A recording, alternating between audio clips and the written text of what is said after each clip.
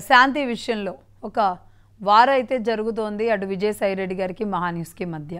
ఆయన అనేక ట్వీట్లు నిన్నంతా సండే కూడా ఆయన ఛానల్ గురించి, ఛానల్లోని పరిస్థితుల గురించి ఆయన అనేక ట్వీట్లు చేశారు. అంటే ఛానల్లో జరిగిన ఇబ్బందులు, ఛానల్ ఉద్యోగుల మధ్య, ఛానల్ యాజమాన్యాల మధ్య ఉండే చిన్న చిన్న గొడవలు కావచ్చు, చిన్న చిన్న విషయాలు కావచ్చు, వీటన్నిటినీ ఆయన ట్విట్టర్లో అత్యధిక ప్రాధాన్యం ఇస్తూ ఒకదాని మీద ఒకటి ఆయన పెట్టారు. ఎందుకంటే ఇక్కడ శాలరీలు ఇచ్చేది మహాన్యూస్, ఏదైనా ఇబ్బందులు ఉంటే ఫేస్ చేసేది మహాన్యూస్, ఏదున్నా సరే ఉద్యోగులకి యాజమాన్యానికి మధ్య వారికి అనుగుణంగా ఒక ఫ్యామిలీ లాగా, ఒక కుటుంబంలాగా సాగుతుంది. కానీ దాన్ని ఇది ప్రపంచ సమస్యలాగా, విజయసాయి రెడ్డి గారికి వచ్చిన సమస్యలాగా ఆయన నిన్న కొన్ని ట్వీట్లు చేసిన తీరు చూస్తే గనక ఆయన ఎందుకు వేరే సంస్థ గురించి మాట్లాడుతున్నారు అనేది అర్థం కాలేదు. సరే, ఇదిలా ఉంచితే రాష్ట్రంలోని సమస్య గురించి మాట్లాడాలి. రాష్ట్రంలో దేవాదాయ భూములు ఎలా పక్కదారి పట్టాయో చూడాలి.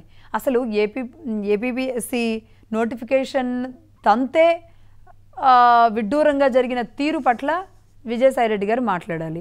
లక్ష్మణ్ రావు గారు మొన్న వచ్చి అనేక అంశాలని ఆయన మీడియా ముందు పెట్టిన తర్వాత, ఆయన ఆర్టీఏ ద్వారా సేకరించిన విషయాలని బయటపెట్టిన తర్వాత, శాంతి గారి మార్కుల లిస్టులతో సహా బయటపెట్టిన తర్వాత, ఒక ఎస్టీ దళిత ఉద్యోగికి రావాల్సిన ఉద్యోగాన్ని శాంతికి కట్టబెట్టడానికి చేసిన కుట్రని ఆయన బయటపెట్టిన తర్వాత, దాని గురించి మాట్లాడాల్సిన విజయసాయి రెడ్డి గారు, లేదంటే గత ఎవరైనా దానికి సంబంధించిన వాళ్ళు ఎవరు రావట్లేదు, కానీ దాని గురించి మాట్లాడకుండా ఛానల్ గురించి మళ్ళీ ఆయన మాట్లాడడానికి అధిక ప్రాధాన్యం ఇచ్చుకున్న పరిస్థితి కనబడుతుంది.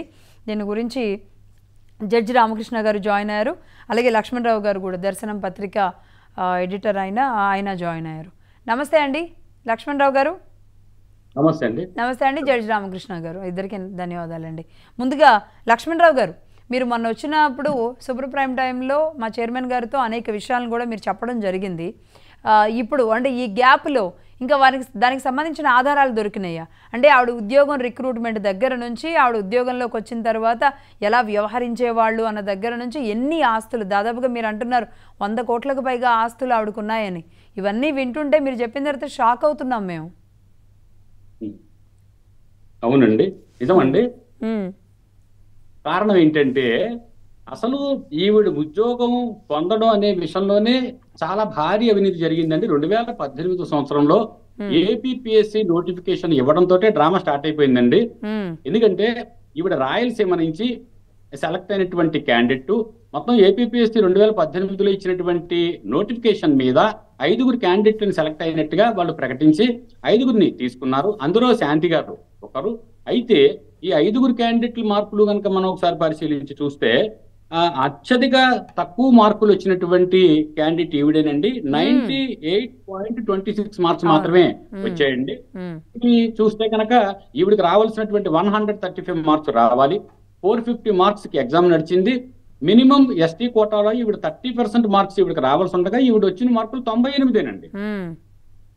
అయినా సరే ఈవిడిని ప్రత్యేకంగా కన్సిడర్ చేసి ఈవిడిని ఒక స్పెషల్ క్యాండిడేట్ గా గుర్తిస్తున్నట్టుగా ప్రకటిస్తూ, అటు ఏపీపీఎస్సీ బోర్డు కానివ్వండి, లేకపోతే ఎండోమెంట్స్ డిపార్ట్మెంట్ నుంచి కానివ్వండి. అయితే ఇందులో మరొక వివాదాస్పదమైన అంశం కూడా ఉందండి.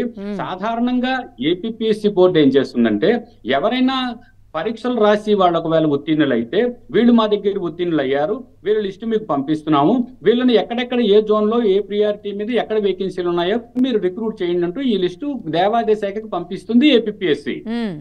కానీ ఇక్కడ రివర్స్ యాంగిల్ ప్రెజెంటేషన్ ఉంటుందండి. ఇప్పుడు ఈవిడ విషయంలోకి వచ్చేసరికి ఏంటంటే, కావాలని కోరుకున్నట్టుంది, ఎండోమెంటే ఈవిడ కావాలని కోరుకున్నట్టుగా ప్రకటిస్తూ, నిన్నటి కార్యక్రమంలో మనం మాట్లాడుకున్నట్టుగానే ఈవిడ అసలు ఫస్ట్ 2 రకాల ఎగ్జామ్స్ ఉంటాయండి. రిటర్న్ ఎగ్జామ్, ఓరల్ ఎగ్జామ్ 2 ఉంటాయి. ఈవిడ ఒక ఎగ్జామ్ లో ఫెయిల్ అయింది. అయినా సరే మార్కులు రెండింటిని కలగాపలగం చేసి కలిపేసి పంపించినప్పటికీ కూడా ఈవిడికి వచ్చినవి 98. అంటే అసలు ఒక పరీక్షలు ఈవిడ ఫెయిల్ అయిపోయింది, పాస్ అవ్వలేదు. ఆ మార్కులు విడివిడిగా కూడా చూపించేటటువంటి పరిస్థితి లేదు, వాళ్ళు చూపించట్లేదు. మనం ఒకవేళ ఈ సమాచారాలు పొందడం కోసం మనం ప్రయత్నం చేసామనుకోండి, మనం సమాచార హక్కు చట్ట ప్రకారం సమాచారాలు అడిగినా వీళ్ళు థర్డ్ పార్టీ ఇన్ఫర్మేషన్ అంటారు, లేకపోతే 8(1) ప్రకారం రిఫ్యూజ్ చేస్తారు. ఈ సమాచారాలు వీళ్ళు బయట పెట్టారు. అయినప్పటికీ కూడా ఈ సమాచారం సరే మరొక రకంగా మనం ఈ సమాచారం సేకరించడం జరిగిందండి. ఇది ఈ 81% ఏదైతే 98 మార్కులతో ఈవిడ ఏదైతే పాస్ అయ్యారో ఇది చట్టవిరుద్ధం అండి. ఈవిడికి పోస్టింగ్ ఇవ్వడానికి లేదు. కానీ మనం ఈ విషయం బయటకు తీసుకొచ్చి మన మహాన్ న్యూస్ ద్వారా ఈ విషయం బయటకు వచ్చిన విషయం తెలియగానే ఈవిడ తగు జాగ్రత్త చర్యలు తీసుకుని నాకు థర్డ్ పర్సన్ ద్వారా ఒక సమాచారం పంపించారు. ఏమనంటే ఇది ఏపీపీఎస్సికి విచక్షణ అధికారాలు ఉన్నాయి. ఆ విచక్షణ అధికారాల ప్రకారం నోటిఫికేషన్ లోని ఒక చోట ఎస్టీ క్యాండిడేట్లకు ప్రత్యేక సదుపాయాలు ఉన్నాయి. ఆ సదుపాయాల ప్రకారం ఈవిడికి మార్కులు ఎన్ని వచ్చినా సరే, అంటే 90 వచ్చినా 80 వచ్చినా 20 వచ్చినా కూడా ఇచ్చేయచ్చండి. ఇచ్చేసేటటువంటి అవకాశాలు ఎగ్జామ్ రాయకపోయినా ఇవ్వచ్చు అనలేదు. నిజమండి, మంచి మాట చెప్పారు మీరు.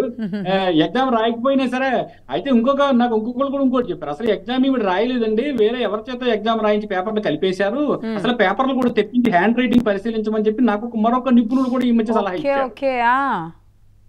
ఆ రకంగా కూడా జరిగిందనే అనుమానం కూడా దీనిలో వ్యక్తం అవుతుంది. మరి ఈవిడ ఆర్టీసీ క్రాస్ రోడ్స్ లో నేను ట్రైనింగ్ తీసుకున్నాను, కష్టపడ్డాను, ఇంత ఒక మహిళగా ఇక్కడ దాకా వచ్చాను, ట్రైబల్ మహిళగా, ఆదివాసీ మహిళగా పదే పదే విజయసాయి రెడ్డి గారు ఆవిడ కష్టం గురించి ఇంకెవరూ కష్టపడినట్టుగా, ఏ మహిళలు ప్రభుత్వ ఉద్యోగాల కోసం తిరగనట్టుగా మీరు అన్నారు. ఇంకో ఇద్దరు ఈ ఉద్యోగం విషయంలో ఎక్కువ మార్కులు వచ్చిన వాళ్ళు ఇంకా ఫైట్ చేస్తూనే ఉన్నారు అని. సునీత గారు, రేఖ గారు, సునీత, రెడ్డిలో రేఖ ఇద్దరు ఉన్నారండి.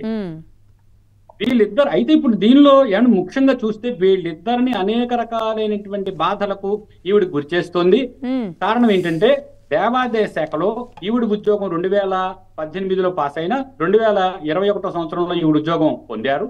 2021లో ఉద్యోగం పొందినప్పుడు ఈ తర్వాత ఎవరు కూడా ఈ కోటాలో ఈవిడ వెనకాల వచ్చినప్పటికీ ఈవిడ డిప్యూటీ కమిషనర్ ప్రమోషన్ కూడా ఆల్రెడీ మొన్న రీసెంట్ గా 2024లో దేవాదాయ కమిషనర్ గారు రహస్యంగా చట్టవిరుద్ధంగా అర్ధరాత్రి 1 గంటకి ఇచ్చిన ప్రమోషన్లలో, దొంగతనంగా ఇచ్చిన ప్రమోషన్లలో నేను అర్హురాలని నాకు ఇవ్వండి అంటే ఈవిడ ఒక లెటర్ పెట్టుకున్నారు. ఈ దొంగతనంగా దేవాదాయ కమిషనర్ సత్యనారాయణ గారు రహస్యంగా వాట్సాప్ లో అర్ధరాత్రి 1 గంటకి గొడుగులేసి ముసుగులేసి ఇచ్చిన ప్రమోషన్లకి 50 కోట్ల రూపాయలు అవినీతి జరిగిందండి. ఈవిడ కూడా అవినీతిని ప్రోత్సహిస్తూ నేను డబ్బులు ఇస్తాను, నాకు ప్రమోషన్ ఇమ్మని అడిగితే వాళ్ళు ఈవిడ పోటీకి వస్తుందనే ఉద్దేశంతో ఈవిడని రానివ్వకుండా వాళ్ళు ఈవిడ పోస్టింగ్ ఇవ్వలేదండి. ఇప్పుడు సరే ఈవిడ తర్వాత హైకోర్టుకి వెళ్ళారు, హైకోర్టులో విషయం పెండింగ్ ఉందనుకోండి. కానీ దీని మీద చూస్తే సిమిలర్ గా ఈవిడతోటే పాస్ అయినటువంటి 2018లో ఒక బీసీ మహిళ ఈ పిల్ల సునీత అని ఆవిడ పాస్ అయ్యారండి. ఆవిడకి 37% మార్క్స్ వచ్చాయండి.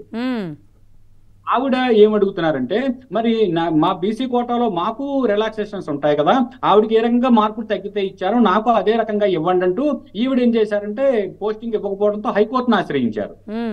హైకోర్టు రిట్ పిటిషన్ డిస్మిస్ చేసింది, కానీ రిట్ అపీల్ మళ్ళీ అలౌ అయిందండి. చివరికి చీఫ్ జస్టిస్ దగ్గర నుంచి డైరెక్షన్ వచ్చింది, ఏమని ఈవిడికి పోస్టింగ్ ఇవ్వండి అని. సునీత గారికి అయినా ఏపీపీఎస్సీ పోస్టింగ్ ఇవ్వలేదండి ఈవిడికి. అనేక కారణాల వల్ల ఈ పిల్ల సునీత 2018 నుంచి ఈవిడ పోస్టింగ్ కోసం పోరాడుతున్న పక్కన పెట్టారు. ఇదే రకంగా 2021లో ఎస్టీగా ఉన్నటువంటి మరొక మహిళ, ఆవిడకి మార్కులు ఖచ్చితంగా వచ్చేయండి.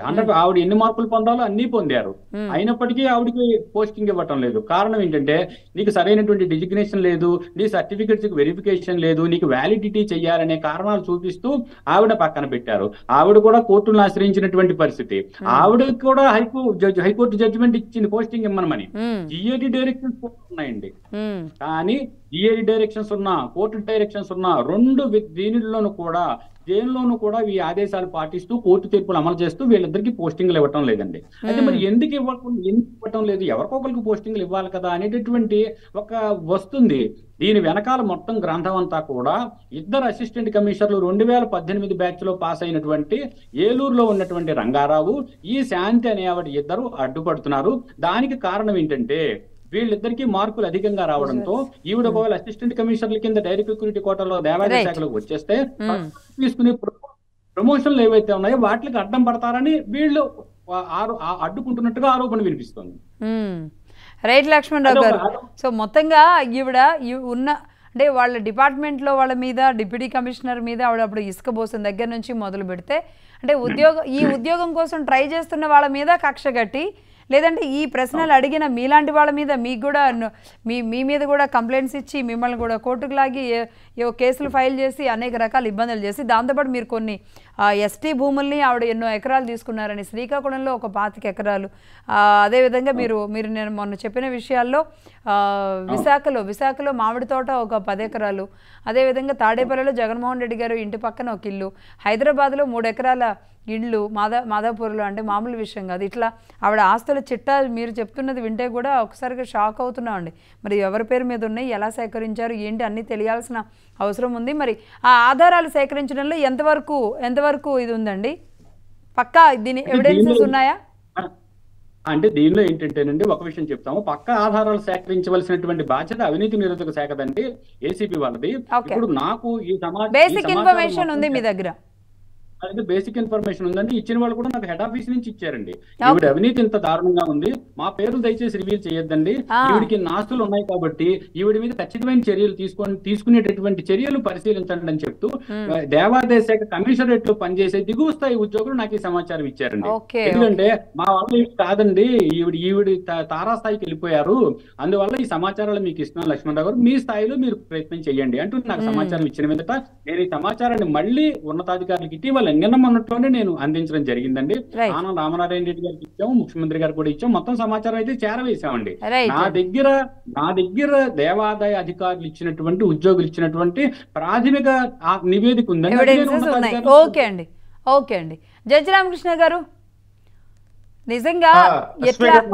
నమస్తే అండి. నమస్తే. ఇది ఎక్కడి నుంచి మొదలయ్యి ఎక్కడి వరకు వెళుతుందో మనం చూస్తున్నాం. అసలు ఈ జాబ్కి అర్హత పొందడానికి ఆవిడ కనీసం 3 సంవత్సరాల పాటు హైకోర్టులో పనిచేసి ఉండాలి అనేది ఒక బేసిక్ క్వాలిఫికేషన్ అండి. అది కూడా ఆవిడ చేయలేదు అనేది కూడా ఇప్పుడు వస్తుంది తెర మీదకి. అయితే ఆవిడ మొన్న ప్రెస్ మీట్ పెట్టినప్పుడు ఒక మాట అన్నారు, నేను 2 సీనియర్ల దగ్గర ప్రాక్టీస్ చేశాను కానీ వాళ్ళ పేర్లు బయట పెట్టను అన్నారు. మరి ఎవరా సీనియర్లో, మరి ఏంటి అసలు? కనీసం ఆవిడ హైకోర్టులో కూడా వర్క్ చేయలేదా?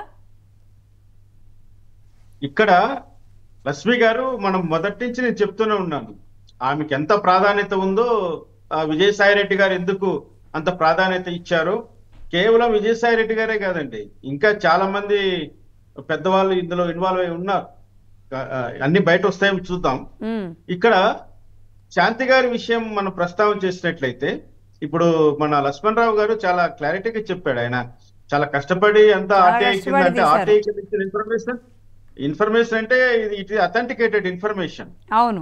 కాబట్టి ఏ మాత్రం డౌట్ పడాల్సిన అవసరం లేదు. ఆయన చెప్పిన ప్రతి అక్షరము కరెక్ట్ అని నేను భావిస్తున్నా. ఇక్కడ శాంతి గారి యొక్క అవినీతికి సంబంధించినటువంటి విషయాలు ఇంకా ఎండోమెంట్ డిపార్ట్మెంట్ వాళ్ళు చేపెట్టలేదండి ఇంతవరకు. ఎందుకో అర్థం కాకుండా ఉంది. ఆమెకు సంబంధించిన పర్సనల్ విషయాలపైన వాళ్ళు ఛార్జెస్ ఇస్తున్నారు కానీ అసలు ఈమె చేసిన అవినీతి అనేది చెప్పట్లే. ఏసీబీ అంటే యాంటీ కరప్షన్ అనేది తీసుకురావట్లే. నిన్న నేను ఆనం రామనారాయణ రెడ్డి గారి యొక్క ప్రెస్ మీట్ చూసినా, ఆమెకి ఇస్తున్నటువంటి ఛార్జెస్ గమనిస్తున్నా. ఇక్కడ కేవలం ఇర్రెగ్యులారిటీస్, పర్సనల్ లైఫ్ గురించి మాట్లాడుతున్నా. నిన్న ఇచ్చినటువంటి ఛార్జెస్ లో కూడా ఆయన మీద వచ్చిన ప్రధాన అభియోగం ఏంటి? మీ భర్త పేరు మదన్ మోహన్ ఉంది, మీరు జాయిన్ అయినప్పుడు సర్వీస్ రిజిస్టర్ లోన, అదే విధంగా మీరు ప్రసూతి సెలవుల కోసం అప్లై చేసిన అప్లికేషన్ లో కూడా మదన్ మోహన్ ఉంది, కానీ మీరు ప్రెస్ మీట్ పెట్టి ఇంకొక పి సుభాష్ అని చెప్తున్నారు. ఇది కరెక్ట్ కాదు, మీరు డైవర్స్ తీసుకోకుండా చేయడం అనేది ఒక ఛార్జ్ పెట్టారు. రెండో ఛార్జ్ మీరు ప్రెస్ మీట్ పెట్టారు, దానికి పర్మిషన్ తీసుకోలేదని రెండో ఛార్జ్ పెట్టారు. ఇంకా మూడో ఛార్జ్కి వెళ్ళేసరికి అంటే అన్ని ఆమె పర్సనల్ అవన్నీ కూడా వాస్తవానికి చెప్పాలి. దానికి ఆమె సమాధానము ఎలా ఇస్తుందో ఏంటనేది ఇంకా వెయిట్ చూడాలి. కానీ ఇక్కడ గమనించవలసింది, ఆమె ఉమ్మడి విశాఖపట్నంలో పనిచేస్తున్నప్పుడు కొన్ని దేవాలయాలకు సంబంధించినటువంటి లీజు వ్యవహారాలు ప్రస్తావన చేశారు. ముఖ్యంగా అనకాపల్లిలోని సిద్ధేశ్వర స్వామి ఆలయం అయితేనేమి, అదే విధంగా చోడవరంలో ఉన్నటువంటి విఘ్నేశ్వర ఆలయం అయితేనేమి, ఇంకా మూడోది వచ్చి లంకలపాలెం, అదే విధంగా దారపాలెం, మళ్ళీ పాయకరావుపేట, పాండురంగ స్వామి, ఈ విధంగా దేవాలయాలు ప్రస్తావన తెచ్చారు. అదే విధంగా ఒక రెస్ట్ హౌస్ సంబంధించిన విషయాలు ప్రస్తావన చేశారు. యాక్చువల్ గా 3 సంవత్సరాలు ఉన్న లీజును ఆమె 11 సంవత్సరాల లీజ్ ఎక్స్టెండ్ చేస్తూ రికమెండేషన్ ఇచ్చింది. ఆ రికమెండేషన్ ను కమిషనర్ యాక్సెప్ట్ చేసి ప్రొసీడింగ్స్ ఇచ్చాడు. అంటే 11 years ఇచ్చేసారు ఆ భూములు, షాపులు అన్ని కూడా. మరి ఇందులో కమిషనర్ కూడా ముద్దాయి అవుతాడు కదండి. అవునుగా. ఒకవేళ ఒకవేళ కింది స్థాయి ఉద్యోగి ఏదైనా నివేదిక ఇస్తే ఆ నివేదికను తూచా తప్పకుండా గుడ్డిగా ఆమోదించేటువంటి పై అధికారులు అంత గుడ్డిగా చేస్తారనేది నా అనుమానం. ఖచ్చితంగా వాళ్ళు కూడా క్రాస్ వెరిఫికేషన్ చేస్తారు, లీగాలిటీ చూస్తారు. ఏంటమ్మా ఇది 3 సంవత్సరాలకు ఉండాల్సిన లీజు నువ్వు 11 సంవత్సరాలకు రికమెండ్ ఎలా చేస్తావని ఎక్స్ప్లెనేషన్ కూడా అడుగుతారు. మరి ఎందుకు అడగలేదంటారు? ఎందుకు అడగలేదంటారు? మీరు మొట్టమొదటిగా మనం ఆవిడ విషయం ఒకటి బయటకు వచ్చినప్పుడు మనం మాట్లాడినప్పుడు కూడా ఆవిడకి 100 కోట్ల ఆస్తులు ఉన్నాయి, ఆవిడ కొంతమందికి బినామీగా ఉన్నారు అంటే నాకు ఇదేమన్నా మరి అంటే ఐ మీన్ ఫాల్స్ ఎలిగేషన్ అని కాదు, కానీ ఈ ఎలిగేషన్లో అంత గూఢార్థం ఉందా అనేది నాకు తెలియలేదు. కానీ ఇప్పుడు ఈవిడ పేరుతో లక్ష్మణరావు గారు చెప్పేదాని ప్రకారం 100 కోట్ల ఆస్తులు ఉన్నాయి అంటే మరి ఆవిడ అసలు అట్లా ఎట్లా మాట్లాడగలుగుతున్నారు? అంత అసలు తను ఏ తప్పు చేయలేనట్టుగా.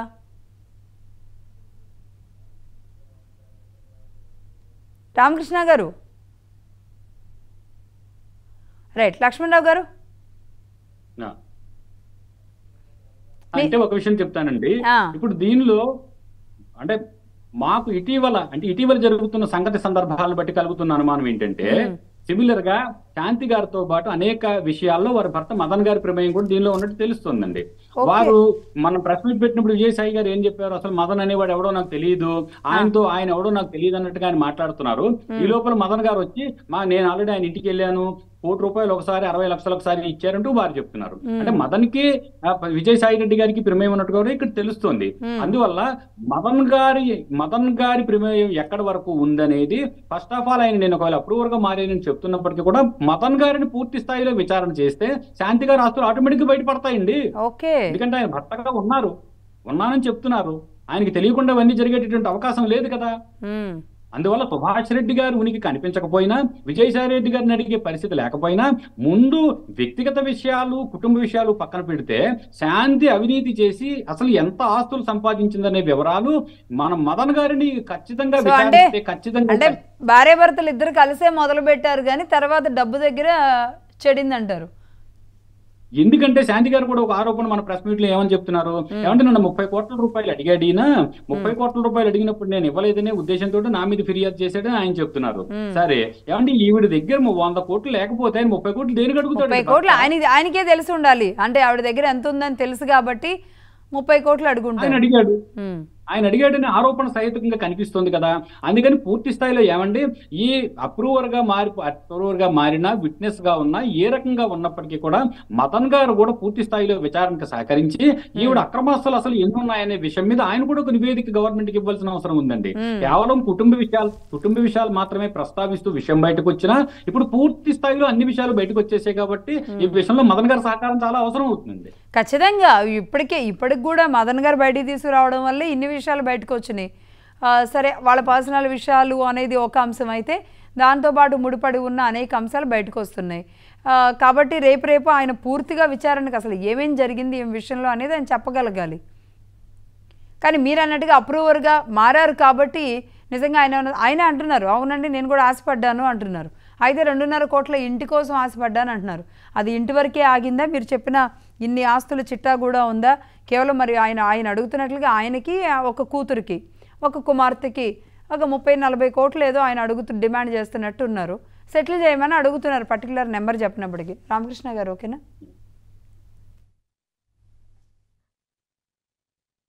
రామకృష్ణ గారు ఉన్నారా? రైట్.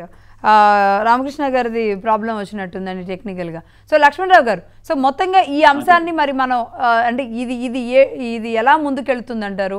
ఎవరు విచారణ జరపాలి? ఎండోర్మెంట్ ఆనం రామనారాయణ రెడ్డి గారు ఎండోర్మెంట్ మంత్రిగా, ఆయన దేవాదాయ శాఖ మంత్రిగా ఇప్పటికే ఒక విజిలెన్స్ కూడా దీని మీద వేసినట్టున్నారు. దీని మీద ఒక రిపోర్ట్ వచ్చే అవకాశాలు ఉన్నాయి. ఈ లోపుగా మీరు అన్నట్లుగా ఐటీ కూడా రంగంలోకి దిగాలి. ఇవిడ అక్రమాస్తులు ఎక్కడెక్కడ ఉన్నాయి, ఏ విధంగా ఉన్నాయి అనేది. అంటే కానీ మీరు ఎక్కడైనా ఇలా చూసారా? దేవాదాయ శాఖలో ఇలా వాంటెడ్లీ ఒక పర్సన్ని సెలెక్ట్ చేసుకొని ఆ పర్సన్ వచ్చి ఇక్కడ పనిచేయడానికి ఇంత పెద్ద మూమెంట్, అంటే ఇష్టం వచ్చినట్లుగా ఉద్యోగాలకి అంటే ఇచ్చేవాళ్ళు వీళ్ళే, ఎగ్జామ్లు రాసేది వాళ్ళే, పేపర్ దిద్దేది వాళ్ళే, రిక్రూట్ చేసుకునేది ఇదే, మళ్ళీ వచ్చిన తర్వాత వీళ్ళ పనే చేయాలి. అంటే ఇలాంటివి ఒక్క దేవాదాయ శాఖలో విజయసాయి రెడ్డి గారికి అనుసరణలో శాంతి గారి ఉద్యోగం వరకే జరిగిందా? రాష్ట్ర వ్యాప్తంగా ఇంకా ఎలాంటివి జరుగుంటాయి? అంటే మీరు దేవాదాయ శాఖ మీద పూర్తిగా ఫోకస్ పెడుతూ ఉన్నారు కాబట్టి మీకు ఈ విషయం తెలిసింది. కానీ ఇలాంటిది ఎన్ని జరుగుంటుందని మీకు అనుమానాలు ఉన్నాయి? అంటే దేవాదాయ శాఖ మీద పూర్తి స్థాయిలో రాజకీయ ప్రాబల్యం ఉన్నమాట వాస్తవమేనండి. అయితే శాంతి గారి విషయంలోకి వచ్చేసరికి విజయసాయి రెడ్డి గారి పాత్ర ఉన్నట్టు ప్రముఖంగా కనిపిస్తుంది కాబట్టి అనేక ఆరోపణలు కూడా వినిపిస్తున్నాయి కాబట్టి. అయితే నిన్న విజయసాయి రెడ్డి ప్రెస్ మీట్ లో ఒక మాట అన్నారు, అది మనందరికీ తెలిసిన విషయమే. ఆయన ఏం చెప్తున్నారు, అట్టడుగు వర్గాల ప్రజలకు మా వైఎస్ఆర్సీపీ ప్రభుత్వం ఎన్నో మేళ్లు చేసింది, మేము ఒక గిరిజన మహిళని మేము పైకి తీసుకొచ్చాము, ఈ పైకి తీసుకురావడంలో ప్రభుత్వం ఎంతో సహాయం చేసింది అని చెప్తున్నారు ఆయన. ఏమండి, ఈయన గిరిజన మహిళ అని చెప్పి పైకి తీసుకొచ్చి విశాఖపట్నం వేసి చేస్తేనే కదండి ఆవిడ మీద అరిలోవ పోలీస్ స్టేషన్ లో ఎఫ్ఐఆర్ అయ్యి ఆవిడ మీద 449, 323, 500 సెక్షన్ మీద పోలీస్ కంప్లైంట్ లో పోలీస్ స్టేషన్ లో ఎఫ్ఐఆర్ ఎందుకు అయిందండి? విజయసాయి రెడ్డి గారి చలవ కాదు. అక్రమాస్తులు ప్రజల ఆస్తులన్నీ కూడా ఆక్రమించుకోవడానికి దేవాదాయ కమిషనర్ గా ప్రయత్నం చేసినందువల్లనే వారిచ్చిన ఫిర్యాదు మీదనే వేధింపులు గురి చేస్తున్నారు, మా ఆస్తులన్నీ ఆక్రమించుకుంటున్నారు దేవాదాయ శాఖ అసిస్టెంట్ కమిషనర్ శాంతి అని ఫిర్యాదు ఇచ్చిన మీదటే అరిలోవ పోలీస్ స్టేషన్ లో ఎఫ్ఐఆర్ నమోదైంది. అంటే మరి దీని చలవంతా వెనకాలండి రాజకీయ ప్రాబల్యంతో నేను నీ వెనకాల ఉన్నాను, నువ్వు ఎవరి భూములైనా సరే వెళ్ళి ఆక్రమించుకో, అవసరమైతే కనుక వాటిని ఏదో ఒక రకంగా మనం పంచుకునేటటువంటి అవకాశం ఉంది కాబట్టి మేము ఏదో రకంగా సెటిల్మెంట్ చేసుకుంటాం వాళ్ళ మీద అని శాంతిని ప్రోత్సహించడం వల్ల ఆయన భాషలోనే చూస్తే కనుక ఒక అట్టడుగు వర్గానికి సంబంధించిన ఒక గిరిజన ఎస్టీ మహిళకి ఆయనే స్వయంగా అన్యాయం చేసినట్టు కాదండి? ఈ ప్రశ్నకు ఆయన సమాధానం చెప్తారా? ఖచ్చితంగా అసలు అన్యాయం చేయడం కాదండి ఇందులో.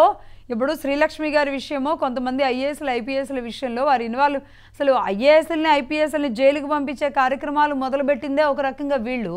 సరే, వాళ్ళు ఐఏఎస్లుగా కష్టపడి ఉద్యోగాలు సాధించి ఆవిడ అతి చిన్న వయసులో ఐఏఎస్ అయ్యి దాంతోపాటుగా ఆవిడ ఎక్కువ మార్క్స్ తెచ్చుకున్న మంచి అంటే క్వాలిఫైడ్ ఐఏఎస్ శ్రీలక్ష్మి గారు. అలాంటి ఆవిడ ఇప్పటి వరకు కూడా ఆవిడ ట్రాక్ రికార్డ్ స్టిల్ ఇప్పటికి కూడా పెద్ద చేంజ్ లేని పరిస్థితి ఉంది ఆవిడ దీంట్లో. సో అప్పటి వరకు కూడా ఆవిడ అందులో ఉంచారు. ఇలా ఉంచితే ఇప్పుడు ఏమని అసలు దీనికి సంబంధం లేకుండా తన ఆ నాలెడ్జ్ లేకుండా ఆ ఎక్స్పీరియన్స్ లేకుండా పట్టుకురావడం పిక్ చేసుకోవడం అంటే ఎలా అసలు వీళ్ళకి పరిచయాలు ఉండుంటాయి? అంటేనండి ఒక విషయం చెప్తాను. ముఖ్యంగా ఆవిడ సరే పరీక్షలో మార్కులు ఎన్ని వచ్చాయనే విషయం పక్కన పెడదాం, పోస్టింగ్ ఇచ్చే విషయం కూడా పక్కన పెడదాం, జోన్ మార్చిందనే విషయం కూడా పక్కన పెడదాం. ఏమంటే కామ్గా రాయలసీమ జోన్లోనే ఆవిడని ఎక్కడో చోటు ఉద్యోగం చేయనిచ్చుకుంటుంటే ఆ భార్య భర్తలు చక్కగా కాపురం చేసుకుని ఉంటుంటే ఈ విషమ పరిస్థితి శాంతి గారు ఎదుర్కొనే అవకాశం లేదు కదండి. ఎందుకంటే మనకు తోబుట్టువులు ఉన్నారు, 4 ఆడపిల్లలు ఉన్నారు, నాకు కూడా 4 అక్క చెల్లెళ్ళు ఉన్నారు. అదే భావంతో ఆవిడతో కూడా నేను సోదరిగా చాలా సందర్భాల్లో ఆవిడతోటి నేను సంభాషించడం జరిగింది, ప్రవర్తించడం జరిగింది. కానీ ఆవిడ మాత్రం నాతో కక్ష కట్టినట్టుగా అనేక సందర్భాల్లో బెదిరించడాలు, కేసులు పెట్టడాలు కూడా జరిగింది. అయితే మొన్న సమయానుసారం నేను ఈ విషయం చెప్పలేకపోయాను, కానీ ఈవిడ ప్రమేయంతో నా మీద విశాఖపట్నంలో సిఐడి కేసు పెట్టారండి. ఈవిడ సిఐడి కేసు పెట్టించింది. ఓకే, ఏది ఆర్టీఏ ద్వారా మీరు డీటెయిల్స్ అడిగినందుకు అడుగుతున్నానని చెప్పి సిఐడి కేసు పెట్టించారండి నా మీద. ఎందుకంటే దేవాలయాలకు సంబంధించినటువంటి 43 రిజిస్టర్లకు సంబంధించిన వివరాలు, భూములకు సంబంధించిన వివరాలు, ఆక్రమణలకు సంబంధించిన వివరాలు అడుగుతున్నానని కక్షగట్టి దేవాదాయ శాఖ కమిషనర్ కార్యాలయంలో పనిచేస్తున్నటువంటి కొంతమంది క్రిస్టియన్లను ముద్రపడ్డటువంటి కొంత వ్యక్తులు ఉన్నారండి. దీనిలో మరొక వివాదం కూడా ఏంటంటే దేవాదాయ శాఖలో క్రిస్టియన్లు అనేక మంది దేవాదాయ శాఖలో పనిచేసేస్తున్నారండి. వాళ్ళందరూ కూడా క్రిస్టియన్లే. ఆదివారం చర్చికి వెళ్ళిపోతారు, ప్రతిరోజు పొద్దున్నే గుడికి వెళ్ళిపోతారు, బొట్లెట్టేసుకుంటారు. అక్రమాలు, అవినీతి, అన్యాయాలకి ఒక అడ్డాగా క్రిస్టియన్లు కూడా ఒక కేంద్రంగా దేవాదాయ శాఖ కార్యాలయం ప్రముఖంగా ప్రధాన కార్యాలయం పేరు పొందిందండి. రైట్. కాబట్టి ఆవిడ మీడియా ముందుకు వచ్చి మాట్లాడిన దానికి, ఆవిడ ఏడుస్తున్న ఆ బాధకి, ఆవిడ వ్యవహార శైలికి, ఆవిడ మాట తీరుకి దేనికి కూడా సంబంధం లేకుండా ఉన్నట్టుంది. జడ్జి రామకృష్ణ గారు, ఇది మీరే తేల్చాలి. జడ్జి రామకృష్ణ గారు, లక్ష్మి గారు, ఇందాక టెక్నికల్ ప్రాబ్లం వచ్చినట్టుందండి ఇంతకు ముందు. కాదండి, నాకు గత 10 రోజులుగా నా డిబేట్లన్నీ ఫుల్ గా డిస్టర్బ్ చేసేస్తున్నారు. ఓకే, ఎలా ఇంటరప్ట్ అవుతున్నారు కాల్స్ లో. ఇమ్మీడియట్ అయిపోవడము చాలా ఇబ్బంది పెడుతున్నారు. 10 రోజుల నుంచి జరుగుతోంది ఇది.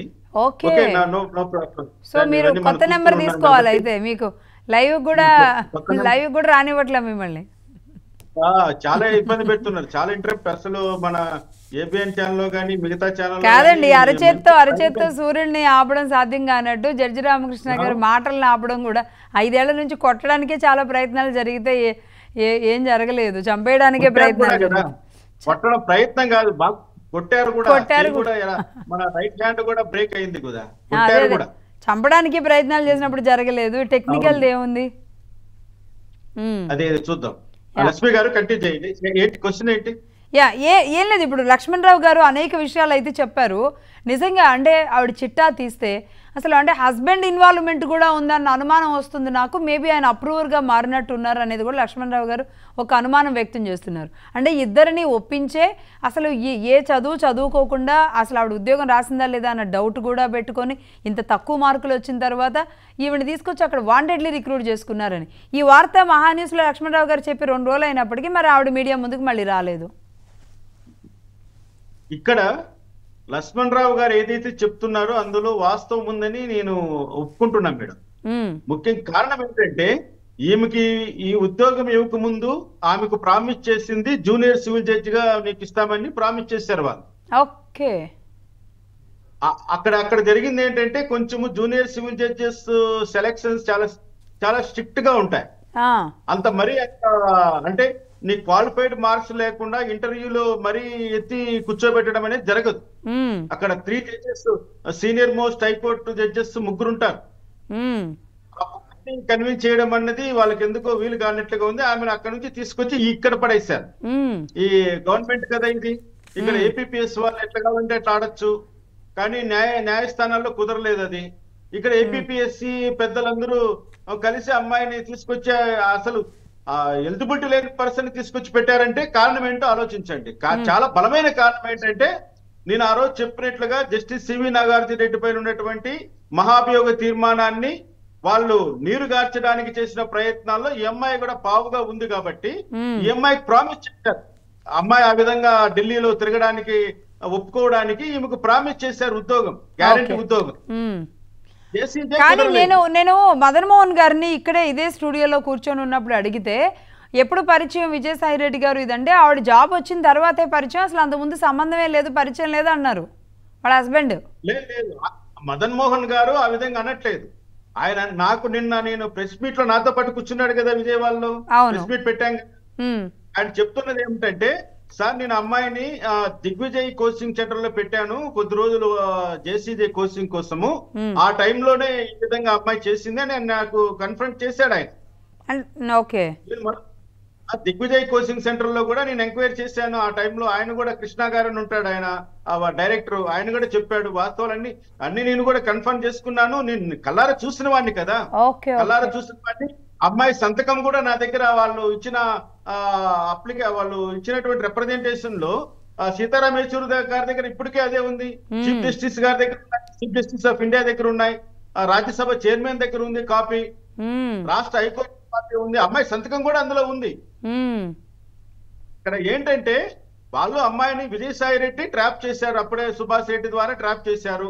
మీరు అన్నారు కదా ఈమె ప్రాక్టీస్ చేస్తున్నటువంటి 2 సీనియర్ల పేర్లు ఆమె రివీల్ చేయట్లేదు, ఎందుకంటే వాళ్ళిద్దరూ కూడా నాగార్జున రెడ్డి మనుషులు. వాళ్ళిద్దరూ కూడా నాగార్జున రెడ్డి కోసం ఏమేం చేశారు అంతా నా దగ్గర లిస్ట్ ఉంది కాబట్టి ఆ పేర్లు పెడితే మరింత గందరగోళం వస్తుందని అమ్మాయికి తెలుసు. ఎందుకంటే వాళ్ళు లీగల్ ఫీల్డ్ లో ఉన్నారు కాబట్టి. కాబట్టి ఇక్కడ ఒక అక్రమంగా సంతానాన్ని కన్నట్లుగా అక్రమంగా ఉద్యోగాన్ని కూడా సంపాదించుకుంది అమ్మాయి. మరి ఆవిడ ఉద్యోగులుగా మాకు ఎంత ఇబ్బందులు ఉంటాయి, ఇంట్లో ఎంత పని చేసుకోవాలి, పిల్లల్ని చూసుకోవాలి, ఉద్యోగం ఎలా చూసుకోవాలి, నేను ఇన్ని కొట్టించాను అన్ని కొట్టించాను, అసలు ఆవిడ మాటలు ఆవిడ ఆవేదన అదంతా చూస్తే అరే. లక్ష్మి గారు ఆమె కొట్టించింది ఎవరివి?